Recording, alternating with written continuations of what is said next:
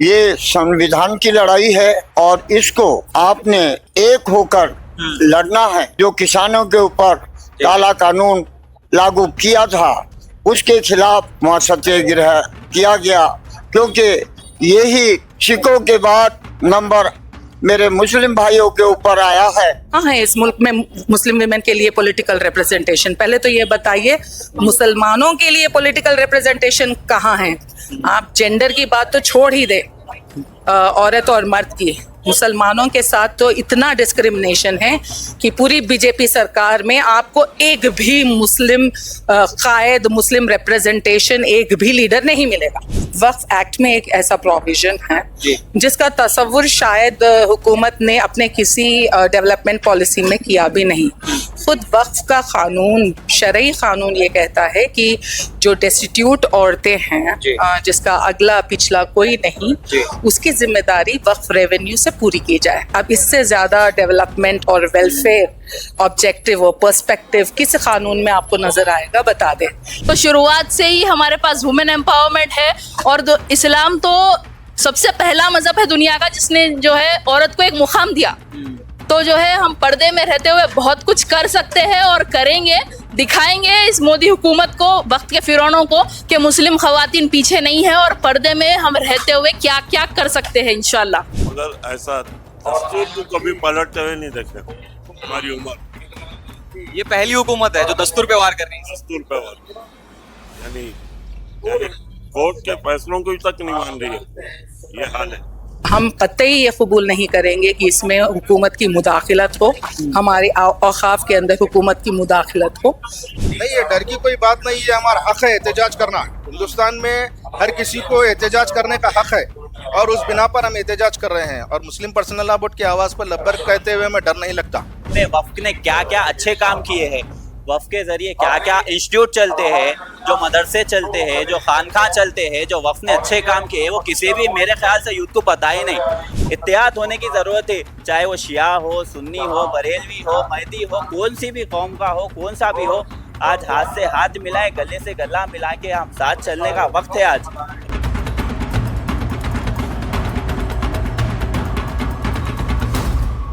सनम, इश्क मुआशुका, social media, movie, सरहदों पे तनाव, इन तमाम मुद्दों से अगर आपकी नज़रें थोड़ी सी उकता गई होंगी तो अब असल मुद्दे की तरफ वापस आए। वक्फ कानून के खिलाफ मुसलमान सड़क पे उतरा है। देश भर में वापस से एहतजाजात का सिलसिला शुरू हो गया है। All India Muslim personal law board की ज़ेर सरपरस्ती में कई जगह पर धरने प्रदर्शन हो रहे हैं। उसी का एक हिस्सा है कि हम लोग आज हैदराबाद में मौजूद हैं और जो पीछे आप देख सकते हैं, धरना चौक पे यहाँ पे प्रोग्राम हो रहा है। और असल में धरना चौक आप कह सकते हैं कि हैदराबाद के जंतर मंतर का मैदान है, जहाँ से हर वक्त किसी न किसी मुद्दे को लेकर इनकलाबी सदाएं यहाँ से बुलंद होती रही। फोकस या असल तवज्जो इसी चीज़ पर रहेगी कि अवाम के तासुरात जाने कि आखिर ये लड़ाई कब तक जारी रहेगी और उनका मुल्क की अदलिया में या हुकूमत में कितना यकीन बाकी है कि इस कानून को, इस काले कानून को जो मुसलमान की हक तलफी कर रहा है, उसको वापस लिया जाए। तो चलिए बात करते हैं लोगों से और उनके ख्यालात जानने की कोशिश करते हैं। कुछ वक्त के लिए कुछ दूसरे मुद्दे भी देश भर में उभर के आए थे, मगर वापस से वक्फ कानून को की खिलाफ वर्जी में फिर से लोग उतरे हैं। तो क्या लग रहा है आपको कि मुल्क की अदलिया में यकीन, उम्मीद एक आम मुसलमान शहरी की बाकी है कि इस बिल को वापस लिया जाएगा, इस कानून को वापस लिया जाएगा? या इंशाल्लाह हमें इस मुल्क के कोर्ट पर पूरा भरोसा है, अदलिया पर पूरा भरोसा है इंशाल्लाह ताला। आप देखेंगे कि जिस तरीके से ये एहतजाज हो रहा है सारे हिंदुस्तान में, इससे या हिंदुस्तान का जो अदलिया है वो भी इस पर नज़र रखे हुए है। आप आने वाले वक्त में देखेंगे कि इंशाल्लाह ताला ये फैसला हमारे हक़ में होगा। जो जिद्दोजहद नक़ीब मिल्लत बैरिस्टर असदुद्दीन ओवैसी साहब और सैफुल्लाह रहमानी साहब जो वक्फ बोर्ड के जो अपने मुस्लिम पर्सनल लॉ बोर्ड के सदर है, जो जुस्तजू कर रहे हैं हिंदुस्तान में हिंदू, मुसलमान, सिख, ईसाई, क्रिश्चियन कम्युनिटी को लेकर, इंशाल्लाह ताला आप देखेंगे ये। अभी इसी मकाम पे कल एक और प्रोटेस्ट भी हुआ था जेएसी की तरफ से। तो ऐसे में आपको लगता है कि इस संजीदा मौजू पर जब मुसलमान लीडरान का इत्तेहाद होना चाहिए था, इत्तेफाक होना चाहिए था, वहाँ पे अलग अलग ग्रोह में एहतजाजात हो रहे हैं? जी हाँ, आप सही बात करें। आप अगर अलग अलग ग्रोहों में एहतजाज होगा तो इससे कोई फ़ायदा हासिल नहीं होगा। मुस्लिम पर्सनल लॉ बोर्ड हिंदुस्तान के 18 करोड़ मुसलमानों की आवाज़ है। इस बिना पर उन्हें भी इस मुस्लिम पर्सनल लॉ बोर्ड की आवाज़ पर लब्बर कहना चाहिए और मुस्लिम पर्सनल लॉ बोर्ड के बैनर पर आकर, स्टेज पे आकर एक जगह मुत्तहिद होकर एहतजाज करने से वक्त के हुक्मरानों को ये मालूम होगा कि हिंदुस्तान में जो मुसलमान है, सेकुलर ज़हनियत रखने वाले हिंदू है, सिख है, क्रिश्चियन कम्युनिटी है, इनकी क़ुव्वत का इन्हें अंदाज़ा होगा। और हम तमाम अफराद से जो अलग अलग ग्रोह में एहतजाज कर रहे हैं उनसे अदबन गुजारिश करते हैं कि मुस्लिम पर्सनल लॉ बोर्ड की आवाज़ पर अब्बक कहे। सीए में जितने लोगों ने एहतजाज किया था, आज भी कई सारे नौजवान सलाखों के पीछे हैं, शर्जील इमाम, उमर खालिद जैसे चंद नाम है। आपको डर लगता है कि कानूनी कार्रवाई की जाएगी? नहीं, ये डर की कोई बात नहीं है, हमारा हक है एहतजाज करना। हिंदुस्तान में हर किसी को एहतजाज करने का हक है और उस बिना पर हम एहतजाज कर रहे हैं। और मुस्लिम पर्सनल लॉ बोर्ड की आवाज़ पर लब्बर कहते हुए हमें डर नहीं लगता। अगर इसका नतीजा जेल की सलाखें भी हो तो तब भी मंजूर है इंशाअल्लाह ताला। नकीब मिल्लत बैरिस्टर असदुद्दीन ओवैसी साहब, सैफुल्लाह रहमानी साहब की आवाज़ पर लब्बैक कहना और अपने वक्त जायदाद जो अल्लाह की एक अमानत है, उसके लिए हमें जो कुछ भी करना पड़ेगा हम इंशाअल्लाह ताला रेडी है उसके लिए। एहतजाज हो रहा है, धरना प्रदर्शन हो रहा है, मुल्क की अदलिया में या हुकूमत से उम्मीद बाकी है एक आम मुसलमान को कि इस कानून को वापस लिया जाएगा? धरना एक के पीछे एक एहतजाज हो रहा है, हर पार्टी के तंजीम के तरफ से हो रहा है, कभी हर कोई अपने अपने तरीके से एहतजाज किया जा रहा है। बल्कि ये अपनी ताकत के बलबूते पर हुकूमत ने इस बिल को पास करवाया है। तो उस ताकत के बलबूते पर जब हुकूमत ने इसको बिल पास करवाया, हमको अल्लाह की ज़ात पर उम्मीद है, इंशाअल्लाह अल्लाह की ज़ात की उम्मीद को रखते हुए हम धरना एहतजाज किया जा रहा है। फंडामेंटल राइट से हमारा एहतजाज करना ज़रूरी है और इक्विटी के हिसाब से हर किसी का है। जैसा हर ब्रदर ने, जैसा आपको हिंदू के अंदर एंडोमेंट का एक लॉ है, एंडोमेंट वालों का एंडोमेंट के लॉ के चल रहा है, माइनॉरिटी मुस्लिम्स के हिसाब से माइनॉरिटी मुस्लिम्स का चलेगा, मुस्लिम मेजॉरिटी के हिसाब से मुस्लिम एहतजाज किया जा रहा है। लेकिन हमेशा कानून जब 2014 से मोदी गवर्नमेंट जब दरमियान में आई है, 2014 से लेकर हमेशा मुसलमानों को तनकीद करते जा रहा है। कभी वक्फ के नाम पर कर रहा है, कभी ट्रिपल तलाक के नाम पर किया जा रहा है, कभी एनआरसी के बारे में कभी डबल सीए के नाम पे किया जा रहा है। तो हमेशा मुसलमानों को टारगेट कर कर ये किया जा रहा है। लेकिन हम जब भी एहतजाज के तौर पे आ रहे हैं, पुरअमन हुकूमत से हमारे वो है, अल्लाह की ज़ात की उम्मीद है कि इंशाअल्लाह हम कामयाब होंगे। इन्होंने ताकत के बलबूते पर पार्लियामेंट के अंदर, लोकसभा के अंदर और राज्यसभा के अंदर अपना बिल पास करवा रहे हैं, तो उनके ताकत के बलबूते पे पास करवा रहे हैं। कभी ये किसी के जब मेजॉरिटी मुसलमानों की जब राज्यसभा में होगी तो ये बिल कभी पास नहीं हो सकता था। मतलब मुस्लिम सियासतदानों की कमी अब महसूस हो रही है। क्यों? एक प्लेटफॉर्म के अंदर जब मुसलमान सियासतदान की एक हो जाए तो वो है, जैसा कि आपको मालूम होना चाहिए, जब हर टीडीपी भी जिसके बिल के खिलाफ वोट दिया गया है, तो नाम तो नहीं लगा, तो कई पार्टीज वाले इसको वोट दिया गया और ताकत के बलबूते पे किया गया है। लेकिन कई हिंदू भाई ऐसे नाराज भाई है, पार्लियामेंट के अंदर उनको जिताकर भिजाने वाले भी कई हिंदू भाई है, जो वो हिंदू भाई आज एहसास कर रहे हैं कि ये मुसलमान भाइयों के साथ नाइंसाफी करेंगे।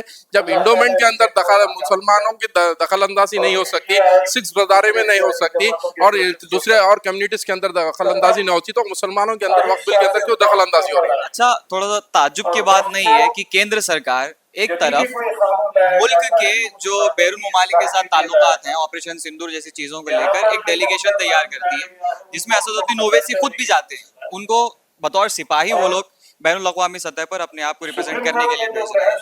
अब वही एक व्यक्ति है जो किसी चीज की खिलाफ वर्जी कर रहा है। एक कॉन्ट्राडिक्शन आपको नजर नहीं आता दोनों चीजों में? ऑपरेशन सिंदूर के अंदर जो हमारी बहन एक मुसलमान होकर जाकर पाकिस्तान के अंदर घुसकर उनको शहीद कर देती है, उनको मारती है, तो उसको आकर सल्यूट किया जाता है। हिंदुस्तान की अगर नुमाइंदगी करना है ऑल ओवर इंडिया लेवल के अंदर, तो बैरिस्टर असदुद्दीन ओवैसी साहब जाकर से ऑल ओवर लेवल में बात करते हैं। हर जगह वहाँ पर जहाँ पर भी कोवैत हो, सऊदी हो, हर जगह मुल्क के अंदर मुसलमान बात करने वाला अगर एक ही शख्स है तो आपके मेरे सदर जनाब बैरिस्टर असदुद्दीन ओवैसी साहब है। और जनाब बैरिस्टर असदुद्दीन ओवैसी साहब बड़े एक से एक लीगल पॉइंट के तहत बात करें, बड़े चीज बतलाए, कानून के एतमाद। वही तो मैं बोल रहा हूँ कि जब उन लोगों को भरोसा है कि ये रिप्रेजेंटेशन बैनुल अक़वामी सतह पे देश का कर सकते हैं, तो देश के अंदरून ही जब मुसलमानों के साथ नाइंसाफी हो रही है तो उस चीज की सदा वो लोग नहीं सुन रहे हैं। देश के अंदर नाइंसाफी करने के लिए इन्हों सिर्फ मुसलमानों को तकलीफ देने के लिए है। मुसलमानों को तकलीफ देना इसलिए चाहते हैं कि हिंदुत्व राष्ट्र बनाने की तो कहते हैं, हिंदुत्व राष्ट्र बनाने के लिए जब उन्हें चाह रहे हैं तो हिंदू भाई और मुसलमान भाई एकजुट होकर यहाँ पर हिंदुस्तान के अंदर है, बल्कि जिसके एक सुनहरा पंचा नाम दिया गया हिंदुस्तान उसको, जिसके अंदर हर चीज के अंदर, जैसे अल्लामा इकबाल साहब ने एक अच्छा नारा दिया, आपने जय हिंद का नारा मुसलमान दिया, हर एक चीज एक फंडामेंटलाइज मुसलमान ने दिया, तो उसको अपना के हर चीज इंडिपेंडेंस डे के दिन, रिपब्लिक डे के दिन उसको नारे को हमेशा बुलंद करते हैं।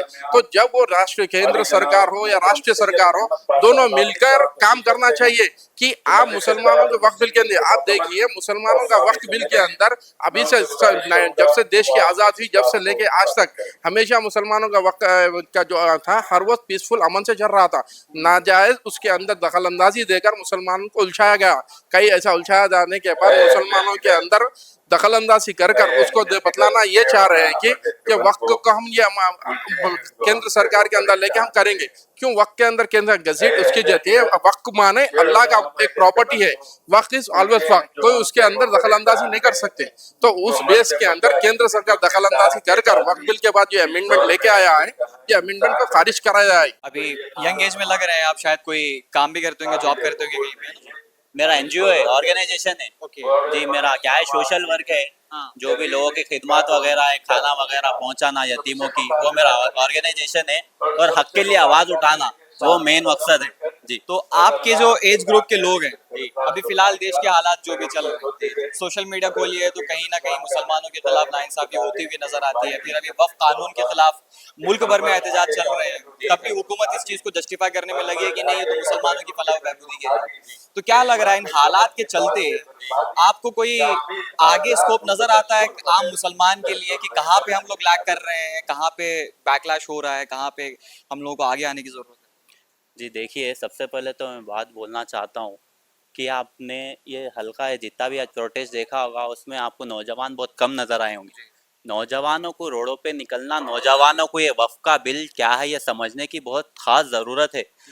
आज मेरे हिसाब से चाहे वो हिंदू रहो चाहे वो मुसलमान रहो, जो एक नौजवान तबका है, जो यूथ है, वो यूथ को मेरे ख्याल से वक्फ के बारे में, वक्फ ने क्या क्या अच्छे काम किए हैं, वक्फ के जरिए क्या क्या इंस्टीट्यूट चलते हैं, जो मदरसे चलते हैं, जो खानखा चलते हैं, जो वक्फ ने अच्छे काम किए हैं, वो किसी भी मेरे ख्याल से यूथ को पता ही नहीं।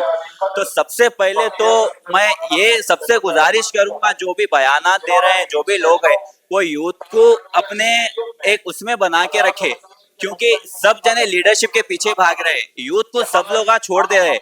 अगर यूथ इस चीज में रहेगा और यूथ को समझने आएगा कि आगे जो नस्ल आएगी, आगे जो नस्ल के लिए काम होंगे, क्योंकि देखिए सबसे पहली बात एनआरसी आया, सीए आया, ट्रिपल तलाक आया, अब ये वक्फ का कानून आया, ये चारों कानून मुसलमानों के खिलाफ है और ये चारों कानून आगे वाली नस्लों के लिए बहुत खतरनाक है, क्योंकि आज ये बात लोगों को समझ नहीं आ रही है। अब हम तो जैसे भी तैसे करके जी लेंगे, हम तो गुजार देंगे, हमने इल्म हासिल कर लिया, हमने क्या है कुरान सीख लिया, नमाज सीख ली, हम नमाज मस्जिद में पढ़ ले, लेकिन आगे वाले नस्लों के लिए, आगे वाली नस्लें ये चीज को कैसे करेंगी?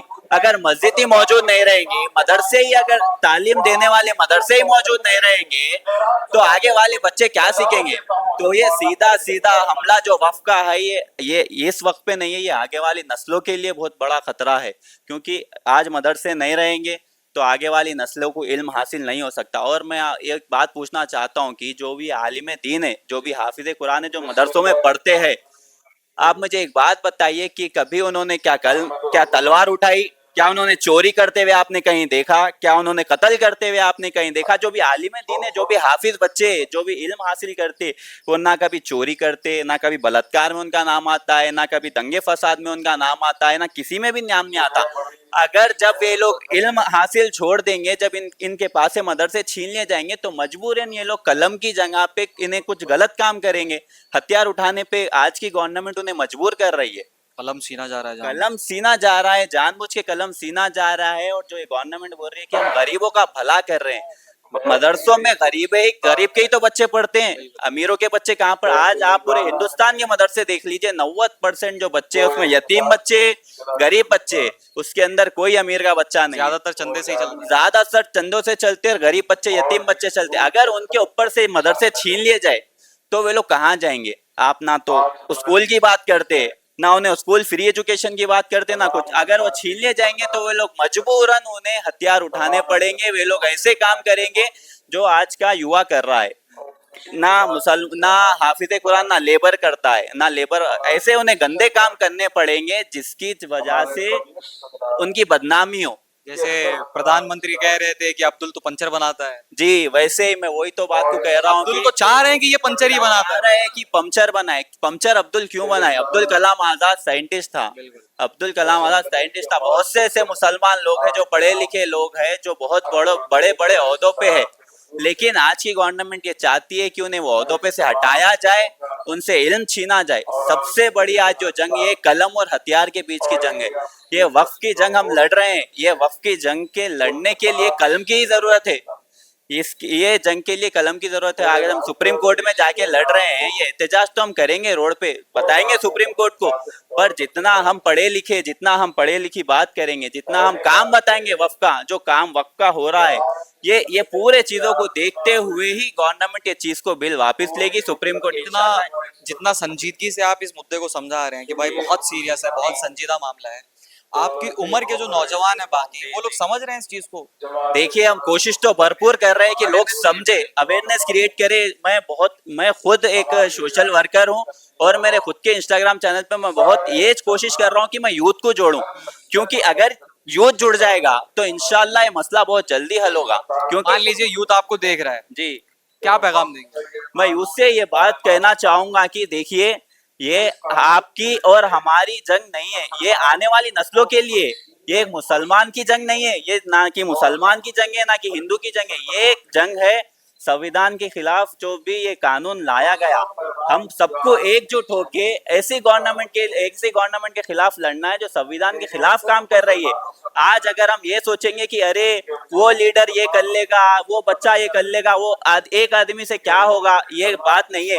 एक एक कतरे से ही समंदर बनता है। तो एक आदमी को बाहर निकलना चाहिए, बाहर निकल के ये एहतजाजों में हिस्सा लेना चाहिए और अपने सोशल मीडियाओं पे क्रिएट करना चाहिए, ये अवेयरनेस क्रिएट करना चाहिए कि देखिए हम भी इसके साथ है। क्योंकि आजकल जो हो रहा है, हम अगर ये चीज डाल रहे हैं तो एक ऐसा तबका बैठे हुआ है जो इसके खिलाफ काम कर रहा है। वे लोग, हम अगर 10 से तो वो 100 है। अगर हम अब हमारे जैसे अगर 10 लोग अच्छे काम के लिए साथ दे रहे हैं तो 100 ऐसे बैठे हुए जो हमारे खिलाफ है। तो अपने ही खिलाफ मत बनिए, इत्तेहाद होने की जरूरत है। चाहे वो शिया हो, सुन्नी हो, बरेलवी हो, महदी हो, कौन सी भी कौम का हो, कौन सा भी हो, आज हाथ से हाथ मिलाए, गले से गला मिला के हम साथ चलने का वक्त है। आज मैं आप सभी से गुजारिश करता हूं कि इत्तेहाद जरूरी है। इत्तेहाद बना के घरों से निकलिए। आप घरों से निकल के ऐसी जगहों पे जाके देखिए जहाँ पे हिंदू है, मुसलमान है, मदरसों की हालत देखिए, मस्जिदों की हालत देखिए, आपको खुद को समझने आएगा कि आपको बाहर निकलना चाहिए या बाहर नहीं निकलना चाहिए। कितनी उम्र हो गई होगी आपकी? 60। 60 साल की उम्र में भी आप अपना आराम सुकून छोड़ करके घर से बाहर निकल के आए हैं, तो ऐसी क्या जरूरत महसूस करते हैं कि एहतजाज करें, सड़क पे उतरे, इस कानून की मुखालिफत करें? फिर ये बिल वापस कैसा होगा? हम लोग की जो है बाहर निकलने से ही होगा। और हमारे लीडर भी लगे हुए हैं, बड़े बुजुर्ग लोगों की दुआएं भी है, कोर्ट का भी फैसला आने का है। बुजुर्गों की दुआएं तो चाहिए सर, मगर बाजुए कुव्वत तो नौजवानों की चाहिए। आपको लग रहा है कि नौजवान आ रहे हैं? बिल्कुल, इंशाल्लाह आ रहे हैं और आएंगे भी। और अल्लाह की जात से उम्मीद है ये कानून वापस होके ही रहेगा इंशाल्लाह। अच्छा, 60 साल की उम्र है सर आपकी, आपने बदलती हुई सियासत देखी है, कई सारे लीडरान आपके सामने आके चले गए होंगे गुजरते मौसमों की तरह। क्या आपने तब्दीली देखी है 2014 के बाद से, बिलखुसूस जो मुसलमानों की सियासी और माशी तौर पे इन लोगों को जख्म दिए जा रहे हैं बतौर बार? मगर ऐसा दस्तूर को कभी पलटते हुए नहीं देखे हमारी उम्र। ये पहली हुकूमत है जो दस्तूर पे वार कर रही है। दस्तूर पे वार, यानी कोर्ट के फैसलों को तक नहीं मान रही है, ये हाल है। तो इसलिए अब रास्ता एक मुसलमानों के लिए एक ही है, एहतजाज करो और पुरसुकून एहतजाज करो, रातों में उठ के दुआएं मांगो। इंशाल्लाह अल्लाह की जात से उम्मीद है हमारे लीडरों की और हमारे वकीलों की कामयाबी होगी। इंशाल्लाह आखिरी दम तक हम भी लड़ेंगे, मगर कानून तो मानेंगे नहीं। जो नया कानून बना है दस्तूर के खिलाफ है, दस्तूर के खिलाफ रहता, दस्तूर के दायरे में रहता तो एक बात थी। कितनी उम्र हो गई होगी सर आपकी? मेरी 86 है सर। 86 की उम्र में भी आप खड़े हैं, संवैधानिक लड़ाई लड़ रहे हैं। ये मुद्दा किसी एक धर्म का है या फिर संविधान की लड़ाई? ये संविधान की लड़ाई है और इसको आपने एक होकर लड़ना है। जब तक एक नहीं होंगे, क्योंकि आपने देखा होगा कि पंजाब में जो किसानों के ऊपर काला कानून लागू किया था, उसके खिलाफ लगभग 1 साल से ज्यादा तक और वहाँ ये मोर्चा लगाए और काले कानून के खिलाफ वहाँ सत्याग्रह किया गया, क्योंकि यही सिखों के बाद नंबर मेरे मुस्लिम भाइयों के ऊपर आया है।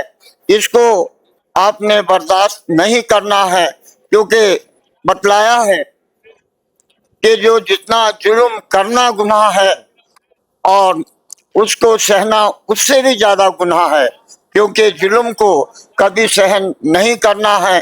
और इस काले कानून के खिलाफ आखिरी श्वास तक मेरे मुस्लिम भाइयों ने लड़ना है। हम उनके तहे दिल से बिल्कुल साथ है हमेशा, जो कि हमारे असदुद्दीन साहब MP हैं, हम हमेशा ही उनके साथ रहते हैं। उनको सारा कुछ हमारे बारे में मालूम है और बहुत नज़दीक हैं, और हम जो है सारे मुस्लिम भाइयों के साथ हैं। जिस समय भी हमारी जरूरत पड़े, हमारे खाली एक फोन करने की जरूरत है, हम उनके हमेशा हाजिर हो जाएंगे और दुख सुख में साथ देंगे। मैं इतना ही कह के अपने शब्द समाप्त करूंगा। आदाब। सिख बिरादरी का जो प्रदर्शन था सर, जी। आज भी देश में उसकी मिसालें दी जाती है, किस तरह से हुकूमत ने घुटने टेके थे। मगर अंतर जब देखा जाए ना, तो ये वाला जो प्रदर्शन है जो कई सारे लोग कर रहे हैं बतौर खास मुस्लिम समुदाय की तरफ से जो हो रहा है, थोड़ा सा फीका नहीं लगता आपको? क्योंकि सिख बिरादरी जो ने प्रोटेस्ट किया था वो बहुत ही ज्यादा मजबूत था, 1 साल तक लगातार लगे रहे। क्योंकि आपको ये मालूम होना चाहिए कि सिख भाइयों की आबादी जो है हिंदुस्तान में 2.5 से 3 करोड़ की है। बिल्कुल। और मेरे मुस्लिम भाइयों की 30 से 32 करोड़ की आबादी है। क्योंकि आप विचार करके कभी सोच के देख लेना कि एक छोटी सी कौम ने किस तरह मुकाबला किया और गवर्नमेंट ने उसको मजबूर होकर उस घुटने टेकने पड़े और कानून को वापस लिया। आप ये भी जो वक्फ बोर्ड के ऊपर कानून लगाया है, इसको वापस लेना ही होगा, ये मैं दावे से कहूंगा। मगर प्रदर्शन वैसा होना चाहिए जैसा आप लोगों ने। प्रदर्शन जो है एक होके करना है। एकता में जो ताकत है वो अनेकता में नहीं है। एकता बचानी बहुत जरूरी है। बस मैं इतना ही कहूंगा।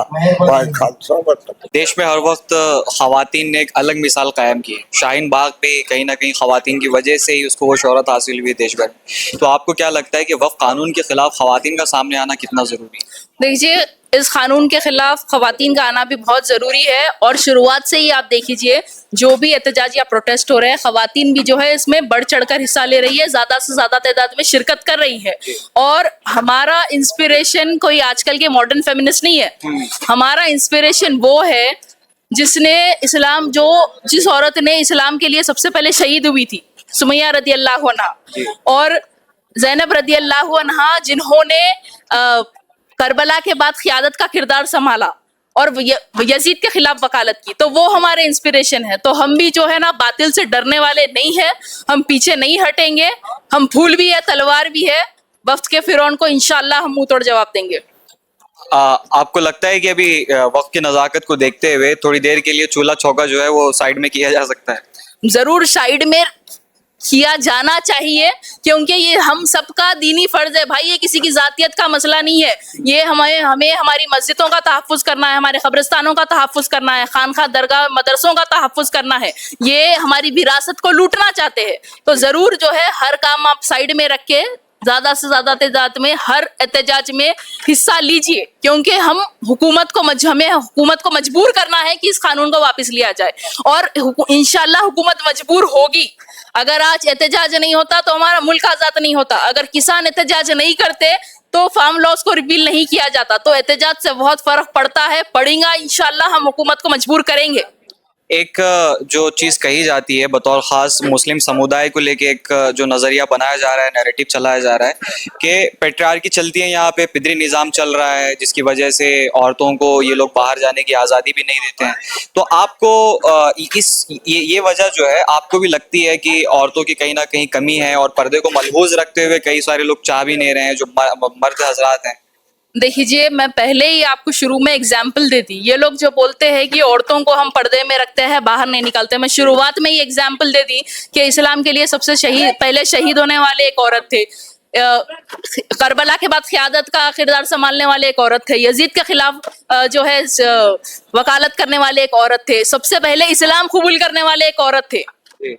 तो जो है ना, हुजूर के जमाने में भी औरतें जंग भी लड़ा करती थी। तो शुरुआत से ही हमारे पास वुमेन एम्पावरमेंट है, और इस्लाम तो सबसे पहला मजहब है दुनिया का जिसने जो है औरत को एक मुकाम दिया। तो जो है हम पर्दे में रहते हुए बहुत कुछ कर सकते हैं और करेंगे, दिखाएंगे इस मोदी हुकूमत को, वक्त के फिरौनों को, कि मुस्लिम खवातीन पीछे नहीं है और पर्दे में हम रहते हुए क्या क्या कर सकते हैं इंशाल्लाह। शाहीन बाग की मिसाल फिर से बनेगी, शाहीन बाग की मिसाल फिर से बनाई जाएगी, फिर से जो है अगर ये कानून वापस नहीं होता तो हम मुस्लिम खवातीन सड़कों पे बैठेंगे इंशाल्लाह। मेरा पहला सवाल आपसे उस नैरेटिव को लेकर ही रहेगा जो पेट्रियार्की वाला पर्सपेक्टिव बताते हैं मुसलमानों में बहुत ज़्यादा है। ऐसे में मुस्लिम खवातीन का आपको क्या लगता है कि एहतजाज में क्या किरदार अब तक रहा है और होना चाहिए? आपका सवाल बहुत अच्छा है, और मैं ये आपके प्लेटफॉर्म से बताना चाहती हूँ, पेट्रियार्की को लेकर जो नैरेटिव, और वो रॉन्ग नैरेटिव बताते हैं जी। हमको हमारे हुदूद शरिया में रहना पसंद है, इसके अलावा शरीयत ने हमको कहीं नहीं रोका किसी भी बात के लिए। अब रही बात वक्फ एक्ट भी वो जो ला रहे हैं, उसमें भी खवातीन की अपलिफ्टमेंट की बात वो कर रहे हैं, रिप्रेजेंटेशन की बात कर रहे हैं, जो कोई नई बात नहीं है। पिछले पुराना जो वक्फ एक्ट था उसमें भी खवातीन की नुमाइंदगी थी, रिप्रेजेंटेशन थी, तो कोई ख़ास कोई अमेंडमेंट से उनका कोई ख़ास अलग से फ़र्क नहीं पड़ने वाला। वो डेवलपमेंट पहले भी था और अब भी है। उसी तरीके से आज इस प्लेटफॉर्म पर जो जितनी ख़वातीन यहाँ जमा हुई है, हम सब यहाँ से ऐलान करना चाहती हैं कि हम मुस्लिम पर्सनल लॉ बोर्ड की क़यादत को कबूल करती हैं, और वक्फ हर मुसलमान का जो है बहुत ही अहम रिलीजियस एक्ट है, और हम कतई ये कबूल नहीं करेंगे कि इसमें हुकूमत की मुदाखलत हो, हमारे औक़ाफ़ के अंदर हुकूमत की मुदाखलत हो। हम चाहते हैं कि ये जो अनकॉन्स्टिट्यूशनल और डिस्क्रिमिनेटरी एक्ट ये लाई है हुकूमत, उसको हम ये समझा देंगे इस बार कि तुम्हारे अनकॉन्स्टिट्यूशनल क़ानून को इस डेमोक्रेसी में बिल्कुल एक्सेप्ट नहीं किया जाएगा, ख़ास तौर से मुसलमानों की शरीयत में मुदाखलत और हमारे रिलीजियस एक्टिविटीज़ में मुदाखलत उनकी बिल्कुल कबूल नहीं की जाएगी। विमेन रिप्रेजेंटेशन की आपने बात की, इस मुद्दे को लेकर बहुत सारे लोग, हालांकि जब जस्टिफिकेशन देने की बात आती है तो ये लोग यही उज़्र पेश करते हैं कि इन लोगों के पास जस्टिफिकेशन बचा नहीं। जैसे आपने कहा कि विमेन रिप्रेजेंटेशन उससे पहले भी था कि आपको देने की ज़रूरत नहीं, तो मैं चाहूँगा कि आप मिसाल के कुछ अगर मिसाल हो तो उस ज़रिए से आप साबित करें कि विमेन रिप्रेजेंटेशन हाँ वक्फ बोर्ड में है, या फिर ज़रूरत महसूस कर सकते हैं, या फिर ज़रूरत थी भी नहीं, मिल रहा था, या कैसा? वक्फ बोर्ड में शुरू से from initiation of the Waqf board, शुरू से जब से ये कानून बना है, वो वक्फ बोर्ड में लोगों को शायद नहीं पता होगा, लेकिन हुकूमत को तो ये पता था कि वक्फ बोर्ड में डेफिनेटली औरतों की, ख़वातीन की रिप्रेजेंटेशन थी। और खुद मैं अपनी मिसाल देना चाहती हूँ कि मैं वक्फ बोर्ड की तेलंगाना से स्टैंडिंग काउंसिल, और रही बात पेट्रियार्की की और दबाने की, हमको पीछे करने की, अगर ऐसा होता तो मैं आज आपसे बात नहीं कर रही होती, ना ही मैं इस मंच से बात कर रही होती। आपने अपनी सरपरस्ती में भी, अगर आप चाहें तो मैं चाहूँगा कि कुछ ऐसे आप काम गिनवा दें जो वक्फ बोर्ड की तरफ से हुए हों ख़वातीन की फलाह और बहबूदी के लिए, जहाँ पे कुछ वुमेन अपलिफ्टमेंट का भी काम हुए हैं। देखिए, ऐसा वक्फ एक्ट में एक ऐसा प्रोविजन है जिसका तसव्वुर शायद हुकूमत ने अपने किसी डेवलपमेंट पॉलिसी में किया भी नहीं। खुद वक्फ का कानून, शरई कानून ये कहता है कि जो डेस्टिट्यूट औरतें हैं, जिसका अगला पिछला कोई नहीं, उसकी जिम्मेदारी वक्फ रेवेन्यू से पूरी की जाए। अब इससे ज़्यादा डेवलपमेंट और वेलफेयर ऑब्जेक्टिव और पर्सपेक्टिव किस कानून में आपको नजर आएगा? बता दें। जितने भी वादे इन्होंने किए, कहीं कुछ किया नहीं। इनकी ही पार्लियामेंट में देख लें, इनकी ही सरकार में देख लें कितनी खवातीन की रिप्रेजेंटेशन है बीजेपी हुकूमत में। जी। अब वो उसी को काउंटर करने के लिए तो इन्होंने 33% रिजर्वेशन वाला अब ये सारी झूठे ये कान को अच्छे लगने वाले गाने ये जब से हुकूमत में आए गा रहे हैं, और हम देख रहे हैं इसी बीन के तले ये लोग किस तरीके से पूरे मुल्क को बेच रहे हैं अपने दोस्तों को, अदानी अंबानी को। फार्मर्स के लिए कानून लाया और उनकी जमीनें हथियाने की कोशिश की। अब वक्फ की जायदादों को ये लगता है इनको ये भी खाली पड़ी है, इनको भी इस्तेमाल किया जाए, क्योंकि वक्फ की जायदादें मंशा वक्त के मुताबिक इस्तेमाल होती हैं। लेकिन इन जाहिलों को लगता है कि ये हमारी अपलिफ्टमेंट के लिए नहीं इस्तेमाल हो रही, तो ये बेहतर है हम इसको कानून कोई ऐसा बना दें जिसके थ्रू कब्जा करके अदानी अंबानी को बेच दें, जो एक्सेप्टेबल नहीं होगा, बिल्कुल एक्सेप्ट नहीं किया जाएगा। मुस्लिम विमेन के पास पॉलिटिकल रिप्रेजेंटेशन है, आपको क्या लगता है? कहाँ है इस मुल्क में मुस्लिम विमेन के लिए पॉलिटिकल रिप्रेजेंटेशन? पहले तो ये बताइए मुसलमानों के लिए पॉलिटिकल रिप्रेजेंटेशन कहाँ है?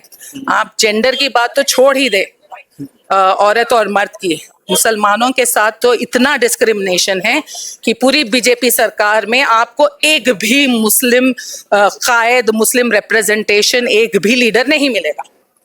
तो औरतों की बात ही नहीं रही। तो ये हुकूमत तो चाहती ही नहीं कि हमारी कोई रिप्रेजेंटेशन हो, औरतों की तो बात दूर ही रही। खुद वो अपने औरतों के साथ इंसाफ कर ले तो बड़ी बात है, वो खुद अपनी औरतों के साथ भी इंसाफ नहीं कर रहा है। उनको भी रिप्रेजेंटेशन ठीक से नहीं दी। और जो हमारी ऑनरेबल फाइनेंस मिनिस्टर हैं वो तो वही कहती हैं जो उनको लिख के दिया जाता है, खुद का दिमाग भी हमें नजर नहीं आता, वो इस्तेमाल करती हैं। तो ये थे ख्यालात आम अवाम के जो आपने सुने अभी। अब एक बहुत ही खास चीज ये है जिस पर चर्चा होनी चाहिए थी, नहीं हो रही। डेलीगेशन ऑपरेशन सिंदूर को लेकर अवेयरनेस क्रिएट करने के लिए भेजा गया, उसमें बहुत ही बड़ा नाम असदुद्दीन ओवैसी खुद। इसके बावजूद भी केंद्र सरकार जिस एक व्यक्ति को अपना रिप्रेजेंटेशन करने के लिए बैनुल अक़वामी सतह पर भेज रही है, मगर कौमी सतह पर वही एक शख्स किसी एक चीज की लेकर खिलाफ वर्जी कर रहा है, उसको असंवैधानिक करार दे रहा है, तो ये कॉन्ट्राडिक्शन समझ में नहीं आ रहा है। अब केंद्र सरकार इनको इतना अच्छा मान रही है, इतना इनके ऊपर भरोसा है, तो भाई वही व्यक्ति किसी एक चीज के खिलाफ आवाज भी उठा रहा है, वक्फ कानून के खिलाफ। पता नहीं, शायद ये दोगला मिजाज केंद्र सरकार का कुछ समझ में नहीं आया। खैर, देखते हैं कि ये लड़ाई कहाँ तक जाती है। बीच में कई सारे मुद्दे आए थे तो नजरें इधर उधर डोल गई थी, मगर इसके बावजूद भी अब लग रहा है कि मुस्लिम पर्सनल लॉ बोर्ड की ज़ेरे सरपरस्ती जितने धरने प्रदर्शन हो रहे हैं देश भर में, उसका एक ट्रैक पे आना अब मुमकिन लग रहा है। आप क्या सोचते हैं? नीचे कमेंट सेक्शन में कमेंट करके हमें जरूर बताएं। वीडियो को शेयर जरूर कर दीजिए ताकि इन्फॉर्मेशन और लोगों तक पहुंचे। अपना फीडबैक जरूर रखें। बाकी मैं जर्नलिस्ट मजहर, ऐसी खबरों के लिए बने रहिए मुस्लिम सियासत के साथ।